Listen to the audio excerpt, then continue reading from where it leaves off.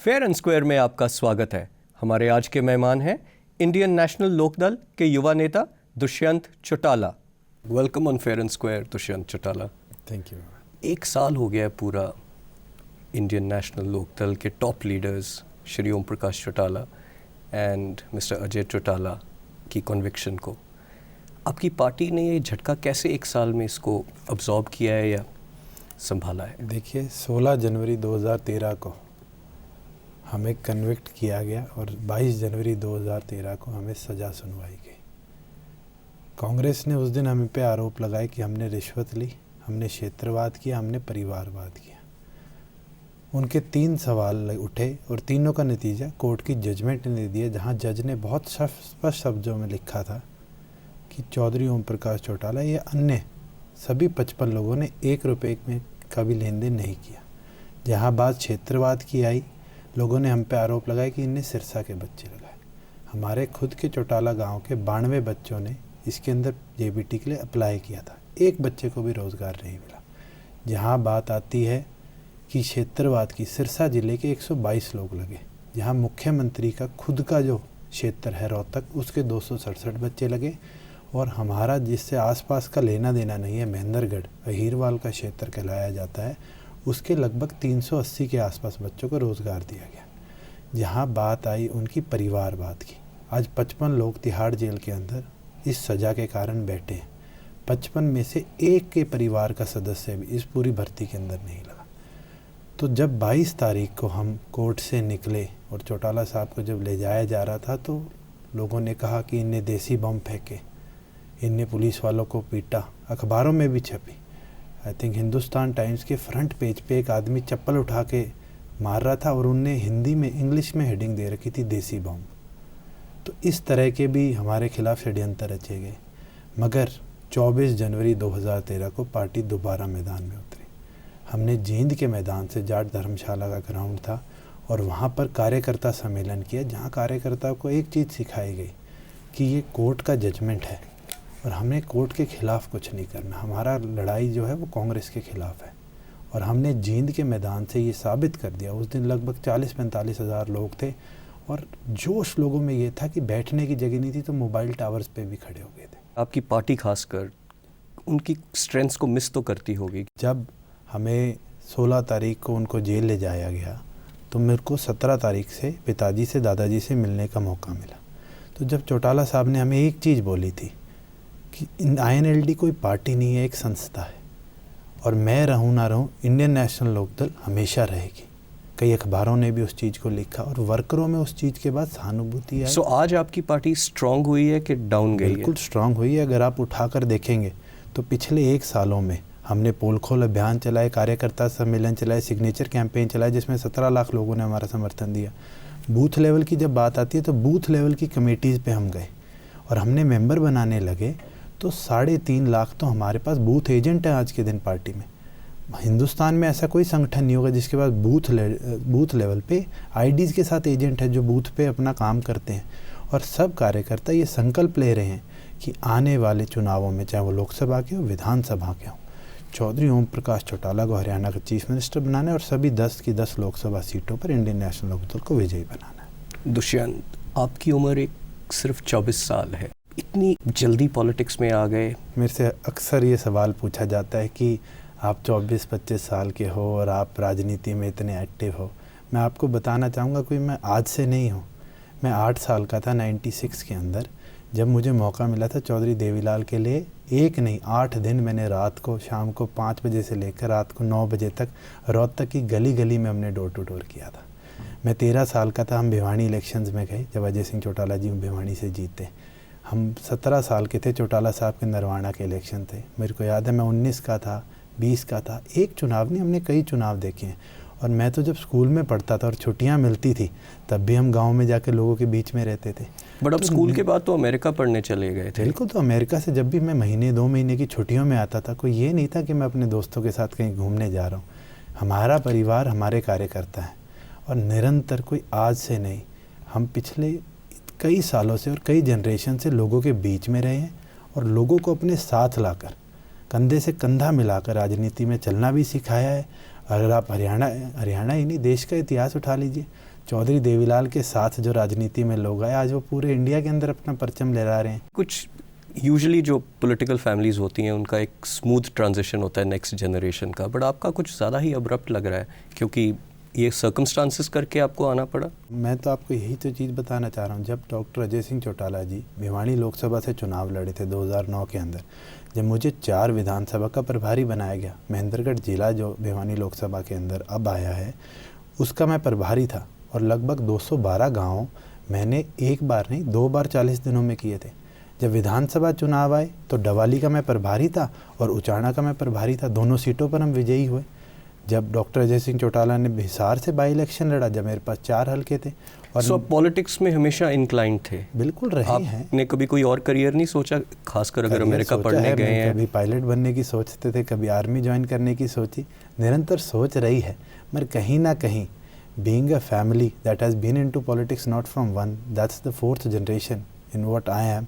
और जहाँ हम देखते हैं तो लोगों को चाहिए कि उनके साथ कोई कंधे से कंधा मिलाकर जब समय आए। आपके फादर और ग्रैंडफादर की कन्विक्शन हुई है, आपको पॉलिटिक्स से डर नहीं लगने लग पड़ा किसी टाइम पे? देखिए, इमरजेंसी के अंदर डॉक्टर चौटाला साहब और चौधरी देवीलाल जी 1 महीना या 1 साल नहीं 19 महीने, और इमरजेंसी की बात करें, आज तो हमारे पास उनसे बात करने के लिए 5 मिनट की कॉल मिलती है, उनसे हम हफ्ते में 2 दिन मिल के आ सकते हैं। उस समय तो पापा बताया करते थे 15 साल के मेरे पब्लिक एजुकेशन, स्कूल एजुकेटेड जरा जनरेशन थोड़ी पोली होती है ना पुराने वालों से। देखिए, रफ एंड टफ है, स्कूल ने बहुत सिखाया है, पहाड़ों पर रहे हैं, ऊपर नीचे चलना भी सीखा है, धक्के खाने भी सीखे हैं, तो हर चीज़ से लाइफ में सीखने को बहुत कुछ मिला। जब आपके पिताजी और दादाजी को कन्विक्शन हुई तो आपका रिएक्शन क्या था? जब हम वहाँ कोर्ट के अंदर थे, आंसू गैस के गोले फट रहे थे, बहुत डर लग रहा था कि लोग अब क्या रिएक्ट करेंगे। मैं नीचे उतरा, लोगों के पास इमोशंस था। एक साथी मेरे पास आया, भाई साहब आदेश दे दो, एक बार हाँ कर दो, अभी छुड़वा लाते। बट वो तो बदमाशी वाला रूट हो गया ना। जुडिशियल कस्टडी में लिया गया था, तो उस वजह से सबसे अच्छा ऑप्शन, सबसे अच्छी सजेशन जो हमें मिली वो मेरे चाचा जी और हमारी पार्टी के प्रदेश अध्यक्ष अशोक अरोड़ा जी ने दी कि हमें कुछ भी ऐसा गलत नहीं करना जो हमारे ऊपर, ये जो कांग्रेस बारी बारी लांछन लगाने का काम करती है कि ये तो गुंडों की पार्टी है, लाठी उठाने वालों की पार्टी है, उसको बदलना है। और वो जो सजेशन था कि हम लोगों से बीच में जाएंगे, लोगों को सत्य बताएंगे और लोगों से इस चीज़ का जवाब मांगेंगे, तो मैं कहता हूँ उनसे जो मुझे सीखने को मिला। और निरंतर पिछले 1 सालों में जब जब हमें कुछ पूछना होता है, कुछ सजेशन लेनी पड़ती है, अब हमने सिग्नेचर कैंपेन चलाया तो हमने पूछा, मैं दादाजी से मुलाकात वाले दिन पूछ कर आया कि जी JBT HCS इतना बड़ा घोटाला हुआ, 151 पोस्ट के अंदर से 86 इनने अपने रिश्तेदारों को देने का काम किया, हम क्या करें। तो जब आप मुलाकात करते हो तो उनसे पॉलिटिक्स डिस्कस होती है, फ्यूचर पार्टी का डिस्कस होता है? बिल्कुल रहता है, हफ्ते में 2 बार उनसे मिलने का हमें मौका मिलता है, 1-1 घंटे के लिए। और निरंतर जब जब हमारी मुलाकात होती है, हम पार्टी के लिए स्ट्रैटेजीज़ बनाते हैं, उनका जो लीगल मैटर है वो उनको समझाने का। आपकी एडवाइस मानी जाती है? बड़े लोग जो फैमिली में है आपकी एडवाइस मानते हैं? देखिए, एडवाइस एक जने की नहीं होती, एक बैठ के ब्रेनस्टॉर्मिंग की जाती है, उसके बाद फैसला लिया जाता है। अब सिग्नेचर कैंपेन हमने 10 दिन कैंपेन चलाया, मगर 17 लाख लोगों ने हमारा समर्थन किया।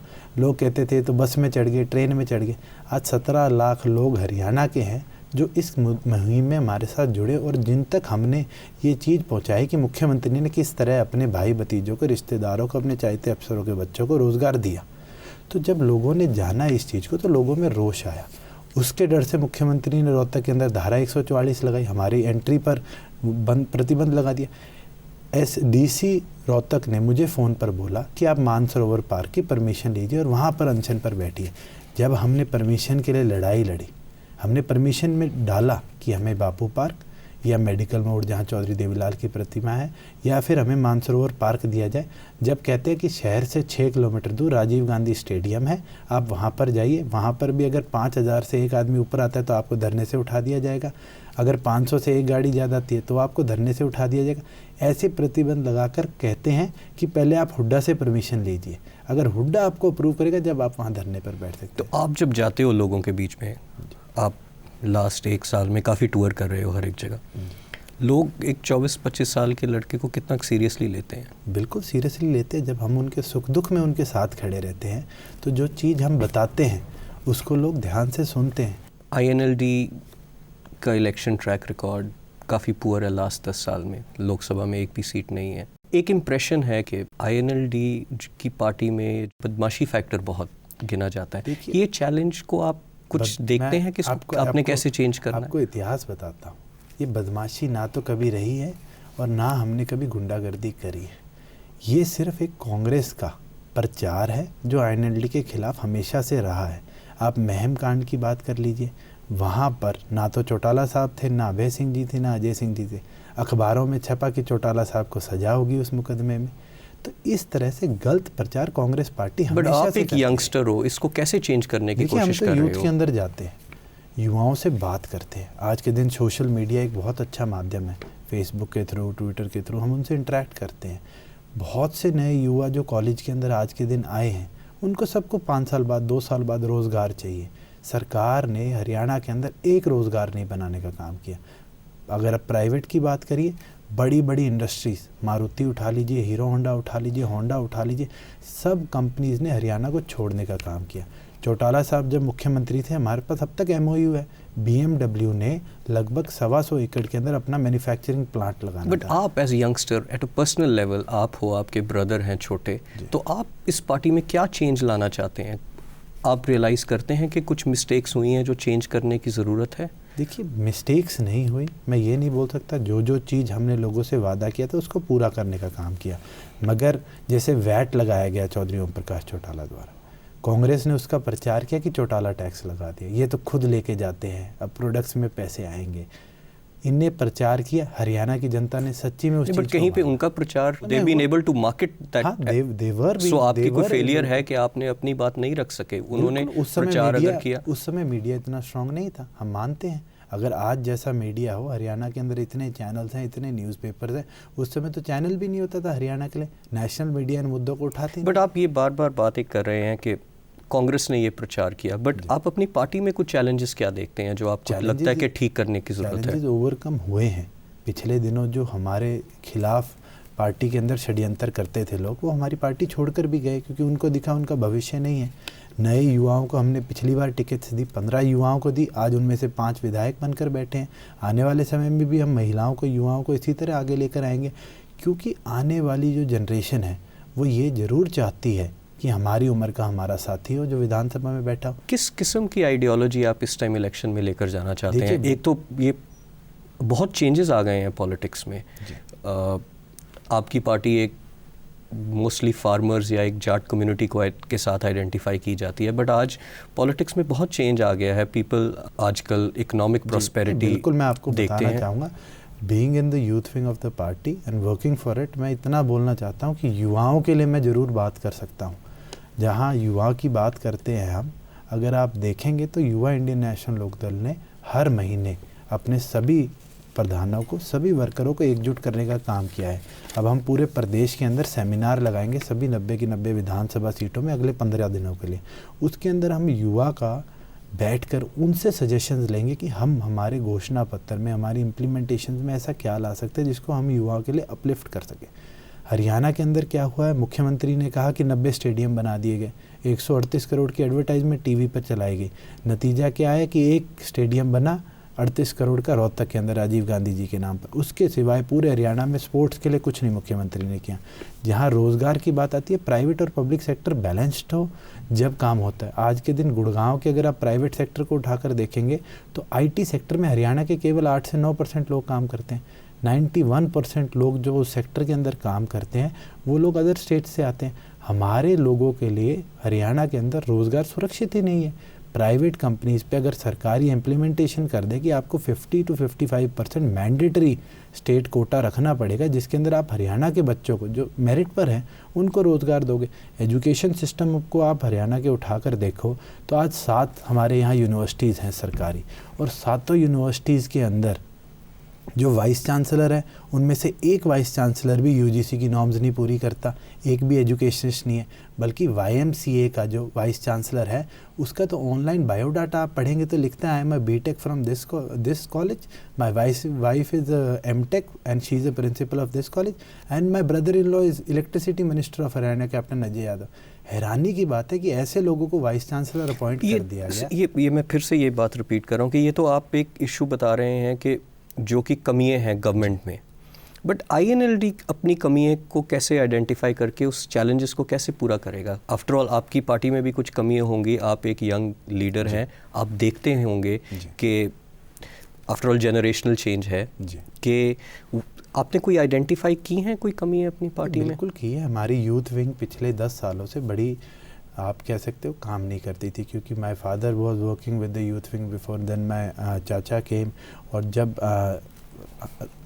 रामपाल माजरा जी यूथ विंग के प्रधान बने उस समय के बाद everybody became a senior in the party, so there was a disbalance between the seniors and the youth. कोई कोऑर्डिनेशन नहीं थी। पिछले दिनों जब हमने प्रदीप गिल जी को प्रदेश अध्यक्ष बनाया उसके बाद हमने कोऑर्डिनेशन शुरू करी। रेगुलर हमारी मीटिंग्स जनरल विंग के साथ होती है, उनकी हम प्रॉपर्ली कोऑर्डिनेशन रखते हैं और यूथ विंग को हम काम पे लगा कर रखते हैं।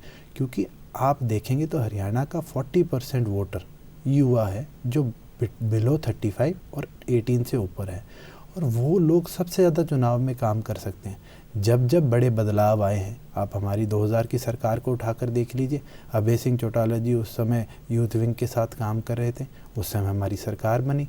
आप 91 की बात यूथ एक की फैक्टर है इस टाइम आपने जो आइडेंटिफाई किया है। हमने पिछले चुनावों में युवा को साथ नहीं रखा, हम ये गलती मानते हैं। और इस चुनाव में आप देखेंगे तो हरियाणा का ज़्यादातर युवा इंडियन नेशनल लोकदल के साथ आपको खड़ा मिलेगा। लोग आईएनएलडी की गवर्नमेंट को लॉलेसनेस के साथ भी बहुत इक्वेट करते हैं, सो दे हैव दिस फियर। देखिए, मैं बारी बारी एक चीज़ कहता आया हूँ कि ये हमारे खिलाफ गलत प्रचार किया जाता है। हमारे लोग अगर कुछ गलत करते हैं, मैं ये नहीं मानता कि सारे दूध के धुले हैं, एक अगर 2% कोई गलत करता है तो उसको ऐसे पोर्ट्रे किया जाता है कि 90% ऑफ पार्टी गलत करती है। मगर दूसरी पार्टियों के अगर 50% लोग गलत करें तो बट आपने कुछ ऐसे एलिमेंट्स को भी बिल्कुल किया है, पार्टी से साइडलाइन करने की कोई अटेम्प्ट की है? हमारे 1-2 पदाधिकारी थे जूनियर लेवल पर जिनने कहीं ना कहीं कोई रात को बियर की बोतल फेंकी, किसी ने हमें कंप्लेंट करी, हमने उसको पार्टी से निष्कासित करने का काम किया।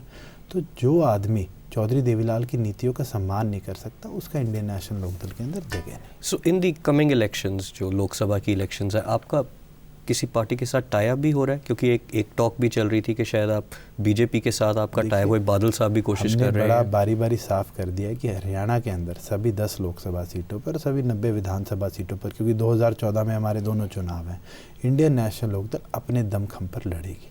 अगर कोई भी ऐसी सरकार बनती है जो गैर कांग्रेसी है और उसको कांग्रेस को हटाने के लिए हमारा समर्थन है, तो अगर भाजपा के नेता और भाजपा की सरकार बनती है नरेंद्र मोदी जी, तो हम उनका समर्थन करने को तैयार हैं। मिस्टर हुडा आईएनएलडी को कोई बहुत इस टाइम कोई हैवी वेट नहीं मानते, क्योंकि मुख्यमंत्री का अगर कोई विरोध करता है और मुख्यमंत्री के कोई सामने खड़े होकर आवाज़ उठा सकता है तो इंडियन नेशनल लोकदल है। इसलिए तो हमेशा वो जब इंडियन नेशनल लोकदल की बात करते हैं तो वो आनाकानी करते हैं, भाग जाते हैं। बट वो तो उसको ज़्यादा थ्रेट नहीं मान रहे इलेक्शंस में। अब तो आने वाले चुनाव में वो देख लेंगे, जब उनकी खुद की कलोई हल्के की सीट पे वो हारेंगे, उनका बेटा रोहतक से हारेगा और आईएनएलडी वहाँ से जीतेगी, तो उनको साफ पता चल जाएगा कि थ्रेट कौन था। किस इश्यूज़ के साथ आप इलेक्शन में जाएंगे? कुछ मेन मुद्दे आपने कोई लिस्ट किए हैं?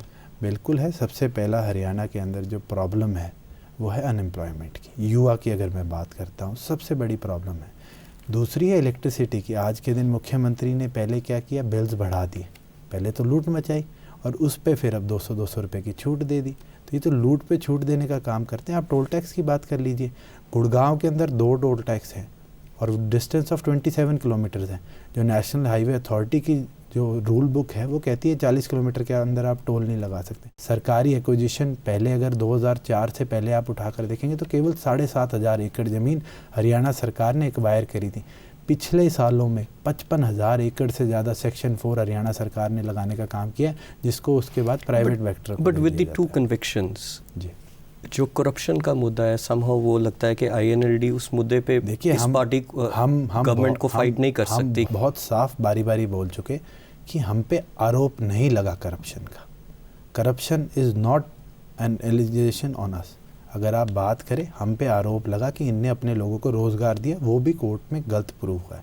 अभी हाई कोर्ट के अंदर हमारी जजमेंट है and we are waiting for the high court to pronounce it as whenever the जज हैज़ टाइम। आम आदमी ने पॉलिटिकल डिस्कोर्स चेंज कर दिया, जैसे आपने पहले भी बात की। लोग ट्रेडिशनल पॉलिटिशियन को हेट कर रहे हैं इस टाइम। आप कुछ ऐसी चेंजेस, बिकॉज आप एक ट्रेडिशनल पॉलिटिकल फैमिली से आते हैं and you come from the same setup, तो आपको लगता है कि कुछ चेंजेस आपको लानी पड़ेंगी लोगों को एक न्यू अपील देने के लिए? देखिए, हर एज का एक सेगमेंट है। जो चौटाला साहब के साथी हैं उनकी सोच वही है आज के दिन भी जो 10 साल 15 साल 20 साल पहले थी। जो मेरे पिताजी और चाचा जी के साथी है आज भी उनकी सोच वही है जो उनके साथ थी। जो अब युवा आया है, क्योंकि दे आर मोर एजुकेटेड, वो ट्रैवल ज़्यादा करते हैं, they are directly connected on social media और वाया एसएमएसेस, उनको अपडेट्स 2-2 मिनट में आती है।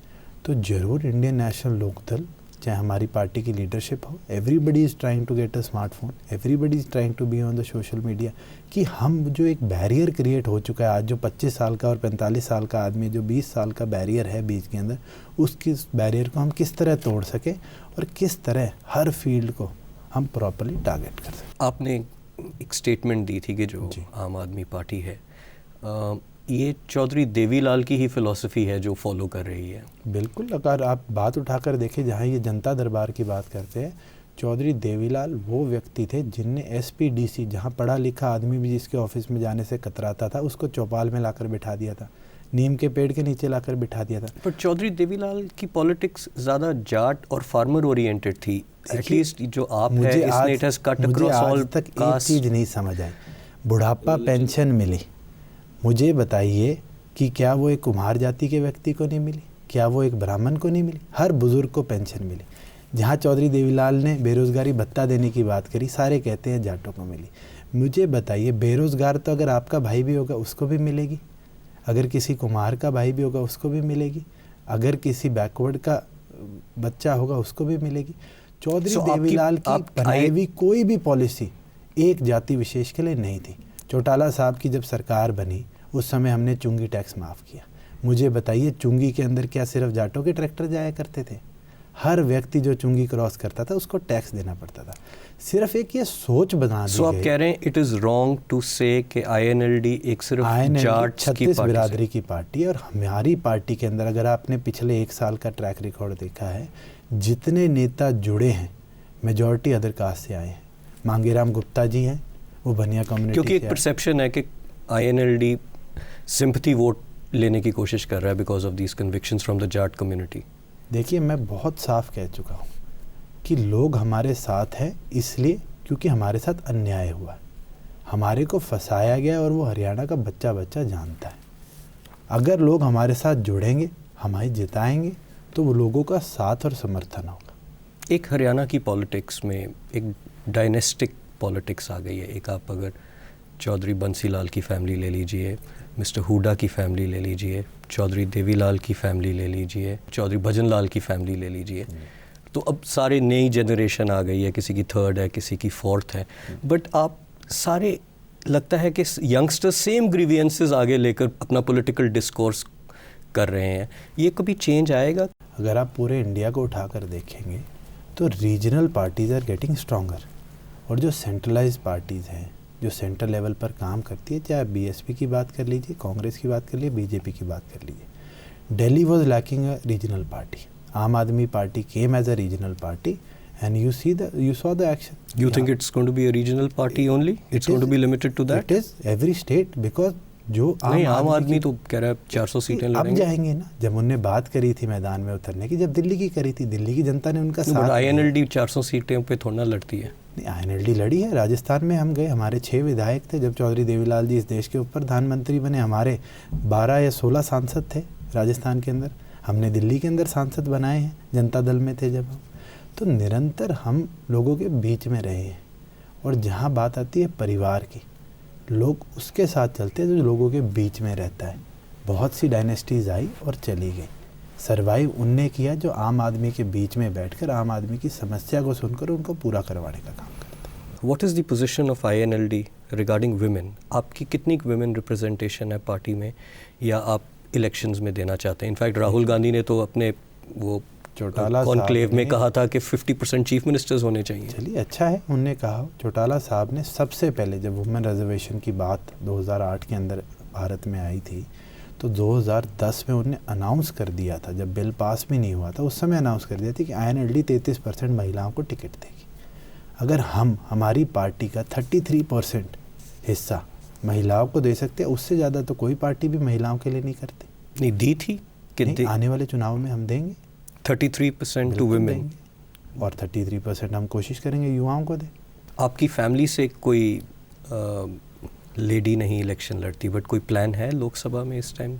वो योर मदर या समय बताएगा। We are waiting for the court to pronounce the judgement. आपकी इज द फैमिली यूनाइटेड? आपके चाचा everybody is together, we have a close net family. Haryana की जो विधानसभा है वो सितंबर में ड्यू है, बट आपने कोई चीफ मिनिस्टर कैंडिडेट अभी? देखिए, हम इंतज़ार कर रहे हैं। हमें पूरा विश्वास है कि माननीय हाईकोर्ट हमें इंसाफ देगा। What is your opinion mister Khemka के जो केसेस हुए हैं उन पे, what is your view on that? INLD का क्या व्यू है उस पर? बड़ा साफ स्पष्ट कह दिया था कि खेमका जी पे इनने कमेटी बनाकर इंक्वायरी कराई और अब चार्जशीट कर दिया। जो बात खेमका जी ने रखी उन बातों को किसी ने नहीं उठाया। आप उस पर भी इंक्वायरी कराइए, उस पर भी चार्जशीट कीजिए। अगर उस पर चार्जशीट होती है तो कांग्रेस पार्टी के मुखिया के दामाद को जेल जाना पड़ेगा, हरियाणा सरकार के मुखिया को जेल जाना पड़ेगा। और वैसा नतीजा कल आया जब हमने CD डाली, CD दिखाई लोगों को कि किस तरह कांग्रेस के विधायक पैसा मांगते थे, तो लोगों ने कहा कि हम कोर्ट में जाएंगे, डेफर्मेशन का केस डालेंगे। ये CD तो नकली है, इनमें तो टेप ओवर्स है, वॉइस ओवर्स है। और नतीजा है कि लोकायुक्त ने जांच करी और रामकिशन फौजी को चार्जशीट कर दिया गया। हमने बारी बारी हरियाणा में एक नहीं अन्य ऐसे मुद्दे उठाए हैं। आप देखेंगे तो गुड़गांव के अंदर, जब से गुड़गांव बसना शुरू हुआ और चौटाला साहब मुख्यमंत्री पद से हटे, सिर्फ 56 सेक्टर बने थे और पिछले 9 सालों में 118 सेक्टर बना दिए गए, जिसके अंदर आधे सेक्टरों में तब तक ज़मीनें खाली पड़ी हैं। सिर्फ मुख्यमंत्री ने एक काम किया है कि पैसे लिए और लोगों को CLU दी। और रामकिशन फौजी वाले मामले में बिल्कुल स्पष्ट साफ हो जाता है कि जहाँ CLU की बात आती है वहाँ मुख्यमंत्री टेबल की बात आती है और मुख्यमंत्री के सिग्नेचर्स की बात आती है। और अगर कांग्रेस का एक विधायक ओपनली 5 करोड़ रुपए मांगता है और कहता है कि मैं मुख्यमंत्री से हस्ताक्षर करा के आया हूँ, तो मुख्यमंत्री का कर्तव्य बनता है कि जब चार्जशीट उनका विधायक हो चुका है तो उनका भी कर्तव्य बनता है वो अपना इस्तीफा देकर इस इंक्वायरी के अंदर अपना नाम डलवाए। So you demand the CM's resignation? बिल्कुल, we demanded and we demanded it when we issued the CD also. All Chautalas are heavyweights, right? So but Chautala family में सबसे ज़्यादा हैवीवेट पर्सनालिटी कौन है और क्यों? चौधरी देवीलाल जी हैं। चौधरी देवीलाल जी थे और चौधरी देवीलाल जी रहेंगे। उनने जो बदलाव भारत के अंदर, हरियाणा के अंदर लाया, उसका आज तक कोई एहसान नहीं चुका सकता, ना कभी कोई चुका पाएगा। सबसे बड़ा हैवीवेट अगर कोई रहा है तो चौधरी देवीलाल जी रहे। Thank you Dushyant Chautala, thank you so much. खबरां ਦੀ ਦੁਨੀਆ ਵਿੱਚ ਆਓ, ਸਾਡੇ ਨਾਲ ਕਦੇ ਵੀ ਤੇ ਕਿਤੋਂ ਵੀ ਜੁੜੋ। ਆਪਾਂ ਮਿਲਾਂਗੇ Facebook ਤੇ, ਅਸੀਂ ਦਿਖਾਂਗੇ YouTube ਤੇ, ਸਾਨੂੰ ਫੋਲੋ ਕਰੋ Twitter ਤੇ। ਖਬਰਾਂ ਨਾਲ ਜੁੜੇ ਰਹੋ ਦਿਨ ਰਾਤ।